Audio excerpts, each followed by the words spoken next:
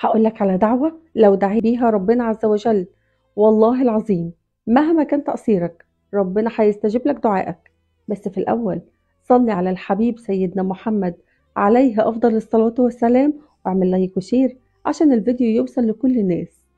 وخليني أقولك إن مهما كان تقصيرك وعصيانك لازم يكون عندك ثقة ويقين في إن رب العزة سبحانه وتعالى هيغفر لك وهيسامحك مهما أذنبت، بس أنت توب. وكمان ربنا هيحقق لك حلمك مهما كان هو ايه. لازم ده يكون اعتقادك في رب العزة سبحانه وتعالى، هو ده ظنك في ربنا. اوعى تكون بتدعي بلسانك وانت قلبك مش مصدق وجواك يأس. خلي عندك يقين في الله عز وجل. واحد بيحكي ويقول: كان في فترة في حياتي كانت صعبة قوي قوي عليا، كنت مريض وتعبان وزهقان وحاسس بملل وإحباط، وكل الأبواب كانت كلها متقفلة في وشي، وما كنتش عارف أتكلم مع أي حد في مشاكلي دي. حتى لو اتكلمت كان اللي يقول لي ربنا يهون، واللي يقول لي سيبها على الله ربنا هيعديها على خير. وكل ده كلام جميل جدا، بس أنا تعبان ومش عارف أعمل إيه ومش لاقي حل لمشاكلي. فضلت على الحال ده لحد ما في يوم كنت ماشي وعديت من قدام مسجد وسمعت أذان العصر، فدخلت أصلي وقعدت جنب راجل عجوز. لقيته بيقول لي: مالك يا ابني، شايل الهموم دي كلها ليه على دماغك؟ شكلك عامل كده ليه؟ قلت له: والله الهموم ملياني والدنيا جايه عليا شويتين يا عم الحاج، وكل البيبان متقفله في وشي ومش عارف اعمل ايه. لقيته بيقول لي: كلنا يا ابني كده، كلنا في مشاكل، كلنا بنعصي ربنا، لكن انا هديك هديه. قلت له: ايه هي؟ قال لي: هقول لك دعاء انا عمري ما دعيت بيه ربنا الا واستجاب لي. بيقول ساعتها فرحت جدا وحسيت بالأمل، وقلت له: ايه هي الدعوة دي عشان اقولها وربنا يفك كربي ويزيل همي وييسر لي امري.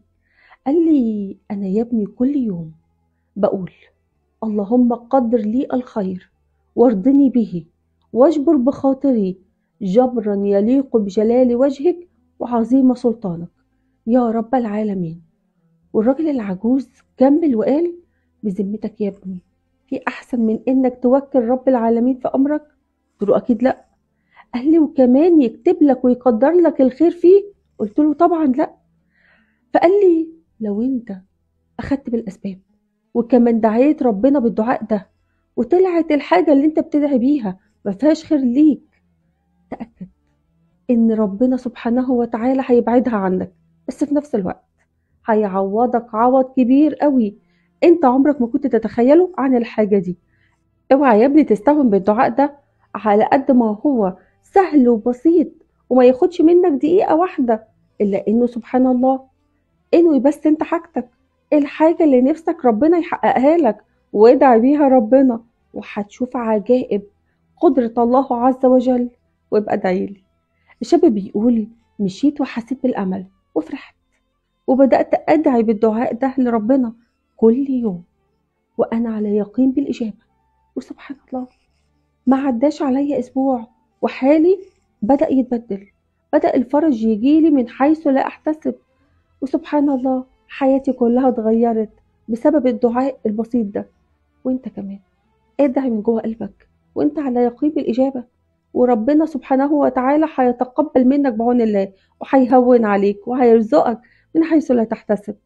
ربنا يا رب يتقبل منا جميعا ويهون على كل مبتلى ويعوضه العوض الجميل اللي يطيب بخاطره. قولوا امين. مع ان انك وصلت لحد هنا يبقى انت استفدت من الفيديو، بقى انك تفيد غيرك اعمل لايك وشير عشان تشجعني اني اقدم لك كل ما هو مفيد.